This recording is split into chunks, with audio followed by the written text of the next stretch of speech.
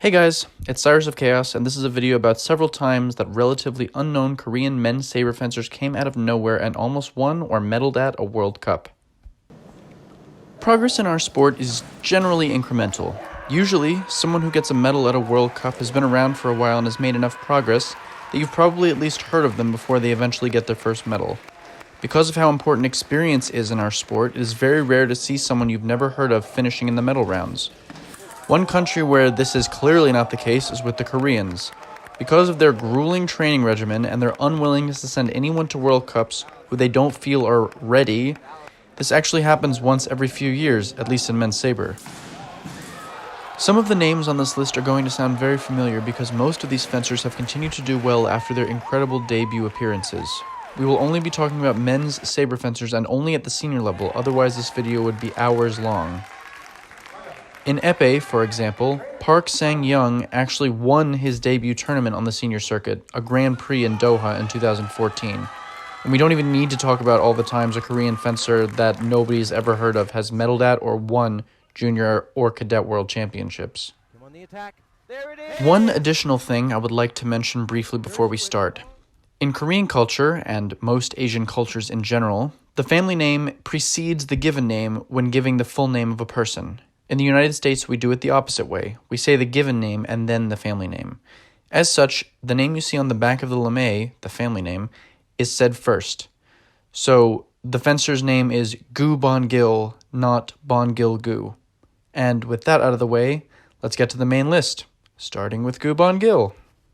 Gu had already won Cadet World Championships in Taipei City, Korea in 2006, and Junior World Championships in Catania, Italy in 2008. Which, by the way, was his first Junior World Cup ever, when he entered his first Senior World Cup ever, Trofeo Luxardo, a Grand Prix in Italy in 2009, and it didn't go well for him.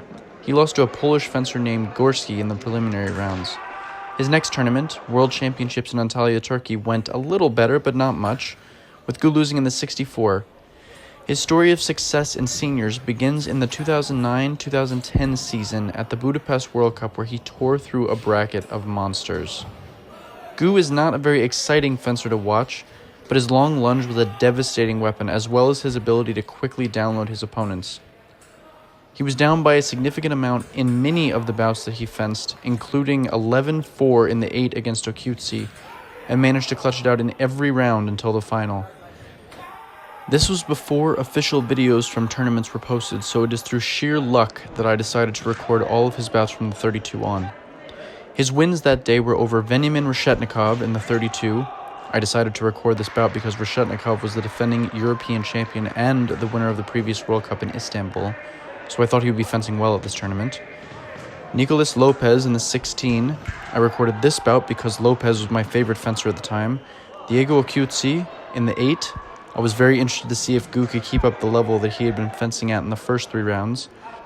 And Florin Zalamir in the 4, before finally losing to world number 2, Raresh Dumitrescu in the final. Dumitrescu's athleticism, strange middle game, and his long arm counterattack just barely edged out Gu in this very competitive bout. Gu vaulted himself to 3rd in the world at the end of his debut season by getting 2 more silver medals and winning zonals that year, taking out many more top fencers along the way. He's been a top 5 fencer for 8 of the 10 years that he's been competing on the senior level, finishing the season as number 1 in the world on 3 separate occasions. Gu also pioneered the practice of jumping before the fence command that we now see regularly from most fencers, and got the first cards I've ever seen for this offense during this tournament for jumping so aggressively before the fence command. Here is some more footage of him from that day. By the way, you can check the video information for this video on YouTube for links to all the bouts used in this video if you aren't sick of Korean fencing by the time this video is over.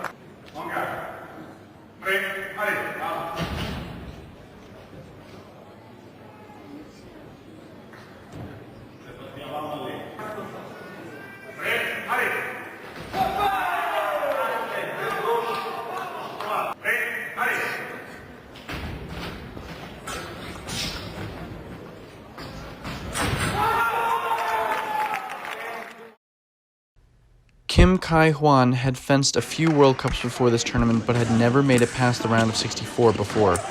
The calls this season favored very athletic fencing, and in this tournament something really clicked for Kim. After barely winning his pool the day before, Kim went on an absolute tear. He took out Ilias Nicolas 15-13 in the round of 16, Diego Occhiuzzi 15-14 in the round of 8 after being down 14-12, and Fernando Casares 15-14 after being down 14-10 in the semifinal. And in one of the most action-packed and exciting bouts that I have ever seen, before he finally lost a heartbreaker to Nicolas Limbach in the final after being up 13-7 with a score of 15-14. His career since this tournament has not been as exciting as some of the other fencers on this list, but his run in Budapest 2013 was legendary. Here are some more highlights from that tournament.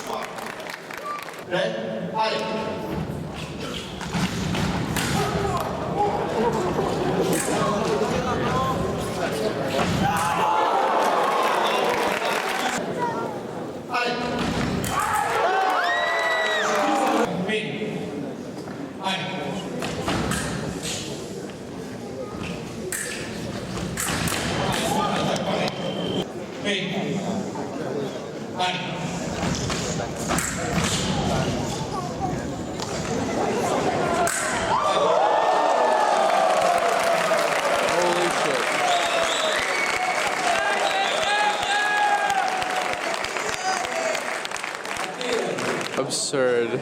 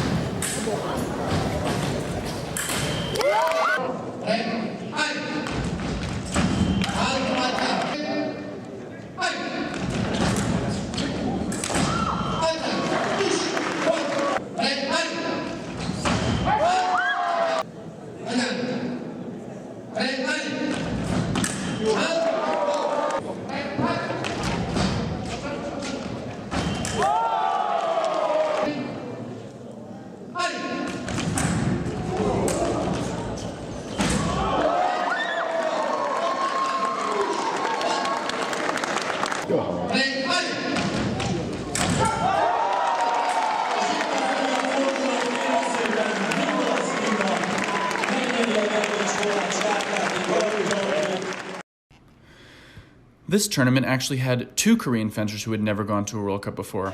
The first fencer skipped his high school graduation to attend this tournament and beat Mohatba Abedini in the 64, Sotmari Ondrash in the 32, and Italians Aldo Montano in the 16 and Alberto Pellegrini in the 8. He finally fell to eventual champion Kamil Ibragimov in the semifinal. After getting a bronze medal at this tournament, he asked me if I could make an epic saber compilation of him. I told him I'm not actually the one who makes those videos, but if he kept making results like this, that I would definitely make a video about him eventually. That fencer was Oh Sanguk. I realize now that I actually haven't made a video about Oh yet. Don't worry, dude, I'm on it.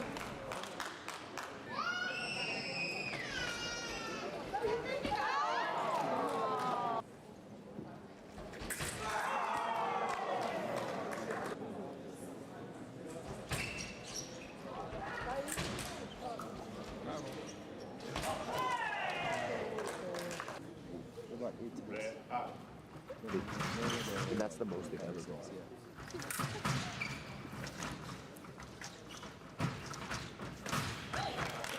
Like, Real. No, Real.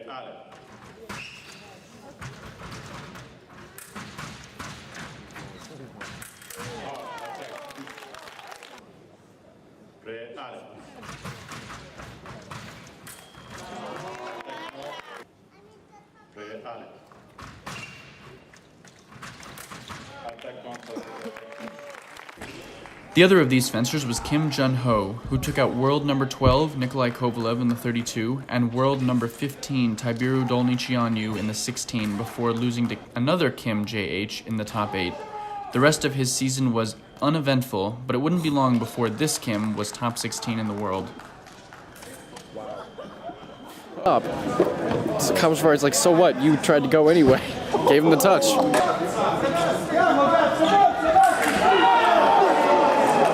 Red cards all around. That's bout, baby.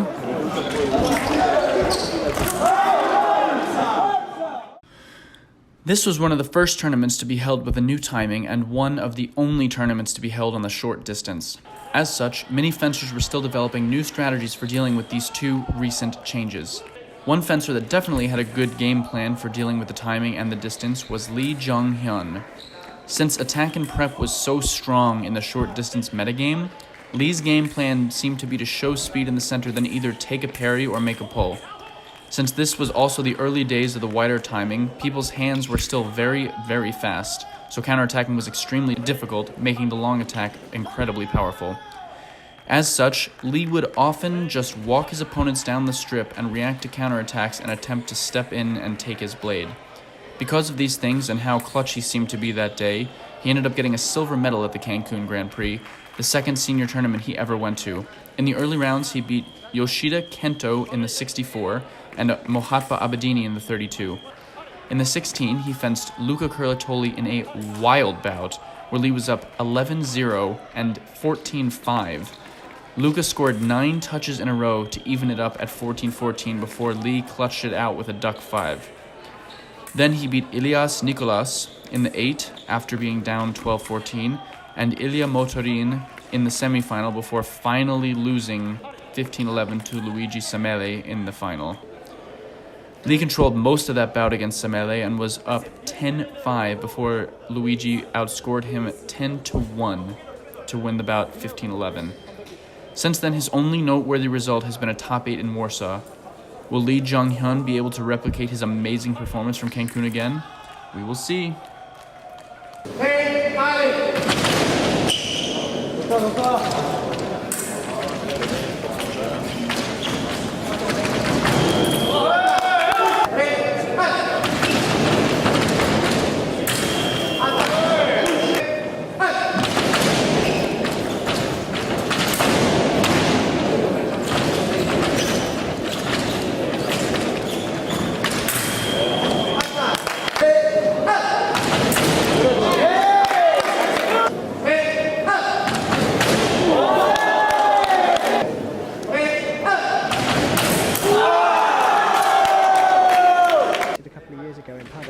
He'd never competed, never competed in senior World Cups or Grand Prix. He'd never competed in an event in Korea.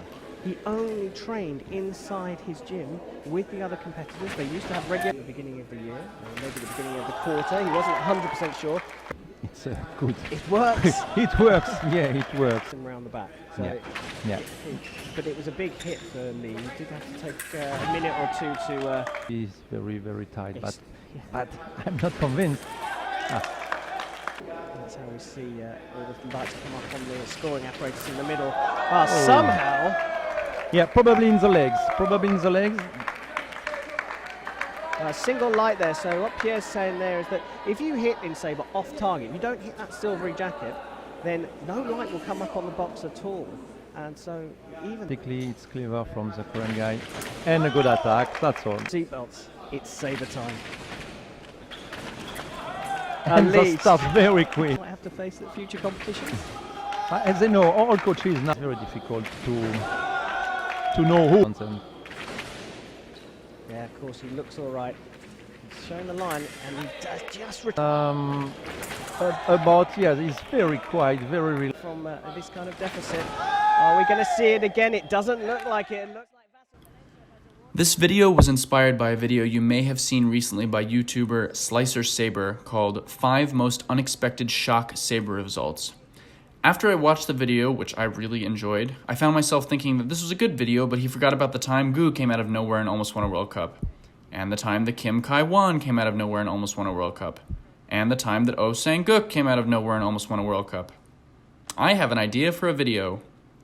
I've been making videos like this for a long time, and I am always happy to see other people with ideas and video editing skills sending those ideas out into the world where they can speak for themselves and hopefully inspire others.